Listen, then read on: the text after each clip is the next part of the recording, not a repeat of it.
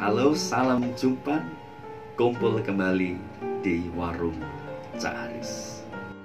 Bersama dengan saya di Warung Cak Haris, kita akan bertumbuh bersama dalam kebenaran firman Tuhan, membuat hidup kita kuat, berkualitas, dan menjadi berkat bagi sesama. Daya tahan menghadapi persoalan sangat bergantung dengan cara kita memandang persoalan tersebut. Kekuatan kita menghadapi persoalan itu tidak akan pernah terjadi dengan sendirinya. Hanya karena kita pernah mendengar pelajaran, mendengar ceramah, mengikuti seminar, atau menyimak khotbah-khotbah yang ada di YouTube. Kekuatan, daya tahan, atau imun kita terhadap persoalan membutuhkan kesiapan hati, latihan, dan perjuangan. Jejak pengalaman itu dapat kita temukan dalam pribadi anak muda yang masih berumur 17 tahun. Belum berpengalaman, bahkan belum waktunya dihajar oleh persoalan yang sedemikian besar. Masa mudanya dihabiskan setidaknya 13 tahun. Yusuf masuk dalam gelanggang pertempuran, dibuang di sumur kering, dijual sebagai budak di negeri asing, dipenjara bukan karena bersalah, tetapi diperlakukan secara tidak adil dan fitnah. Sepertinya masa depannya sudah ditelan oleh bumi ini. Keluarganya menganggap sudah mati. Bencana demi bencana terus menerpa. Orang lain menganggapnya dia sudah tiada. Ternyata dia masih bisa tegak berdiri. Bahkan bencana yang dihadapinya itu membuka jalan menuju ke istana. Itulah tema yang akan kita renungkan hari ini. Korban bencana atau jalan menuju istana, terserah Anda. Mendasari renungan kita hari ini, kita baca Kejadian pasal yang ke-50 ayat yang ke-20. Saya akan bacakan.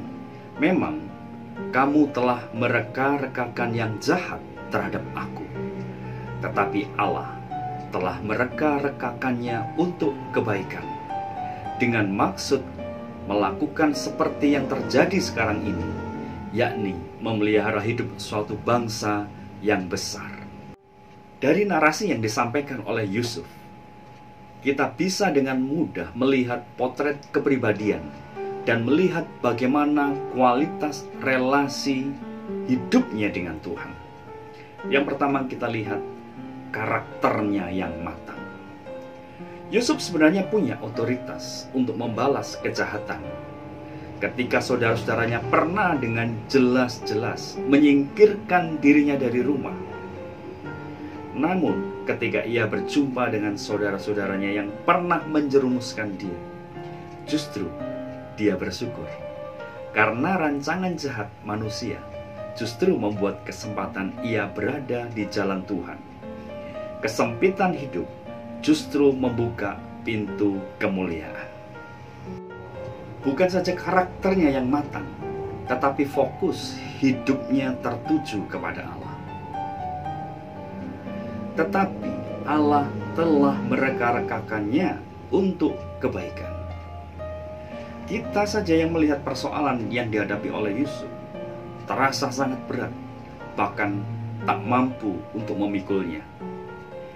Namun, ia mengalihkan fokus perhatiannya dari masalah kepada Tuhan, dari orang-orang yang ada di sekitarnya kepada Tuhan, dari keadaan yang dihadapinya kepada Tuhan. Tuhan adalah tujuan, arah, sasaran, dan fokus hidupnya. Ditambah lagi dengan cara pandangnya yang jauh ke depan, dengan maksud melakukan seperti yang terjadi sekarang ini, yakni memelihara hidup suatu bangsa yang besar.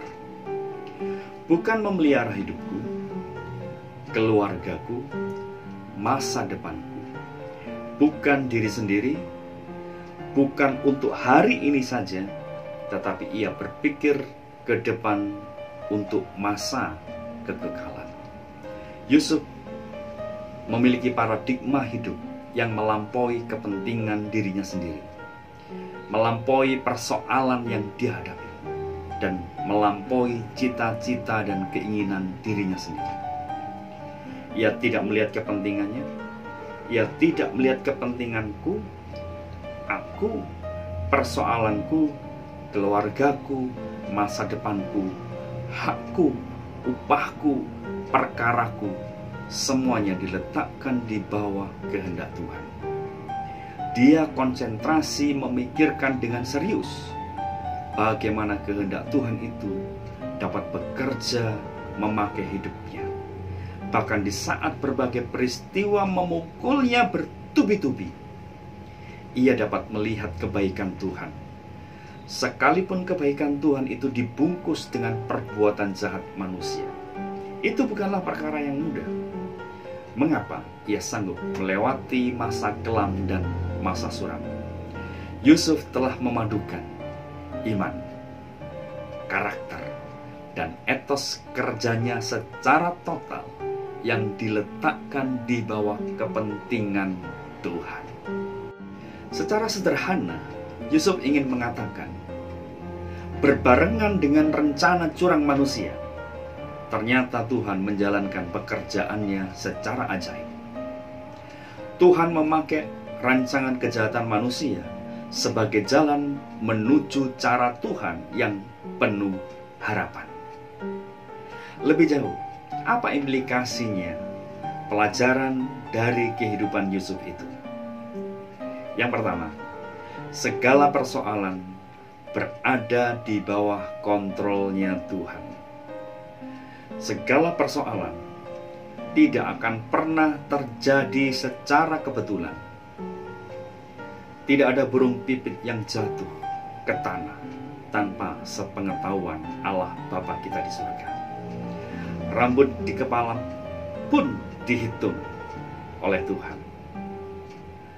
Tuhan mengatur setiap detail dari persoalan seluruh alam semesta, termasuk diri saya dan saudara. Yang kedua, segala persoalan membawa pada kebaikan. Segala perkara berada di bawah pengendalian Tuhan. Tidak akan ada perkara yang berakhir dengan kesia-siaan selama hidup kita berjalan bersama dengan Tuhan.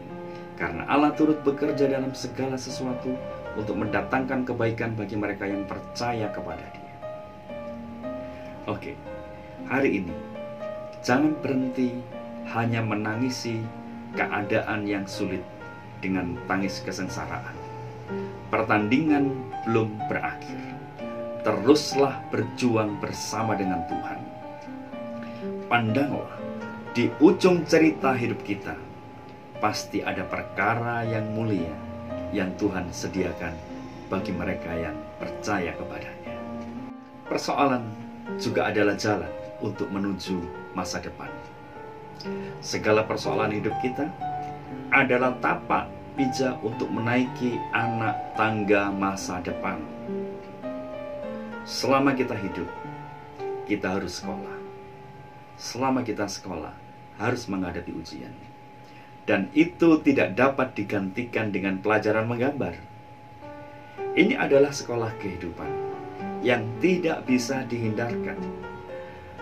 Kita harus menghadapi persoalan yang pahit, persoalan yang pedas, persoalan yang berat, persoalan yang sakit. Tetapi percayalah bahwa pada akhirnya persoalan yang kita hadapi itu bukan saja bernilai baik, namun sangat dibutuhkan sebagai satu-satunya cara Tuhan memimpin spiritualitas kita untuk berjalan satu derap langkah dengan Tuhan. Sebagai kesimpulan, Tuhan tidak akan menghapuskan persoalan yang seharusnya kita hadapi. Namun, Tuhan bekerja memimpin hidup kita. memberikan hikmat, memberikan kekuatan, memberikan anugerah-Nya kepada kita, sehingga kita mampu melampaui segala persoalan bersama-sama dengan Dia. Sebelum Allah bekerja memakai hidup kita, Allah harus bekerja di dalam hidup kita. Background kehidupan kita yang kusut karena dipenuhi dengan berbagai macam persoalan adalah kanvas yang terbuka bagi Tuhan untuk melukiskan karyanya yang indah di dalam diri kita. Apa yang harus kita kerjakan hari ini? Sediakan hidup saya, hidup saudara, hidup kita semuanya setiap hari untuk dipimpin oleh firman Tuhan dan Roh-Nya. Percayalah, Tuhan sanggup mengubah bencana menjadi jalan menuju istana.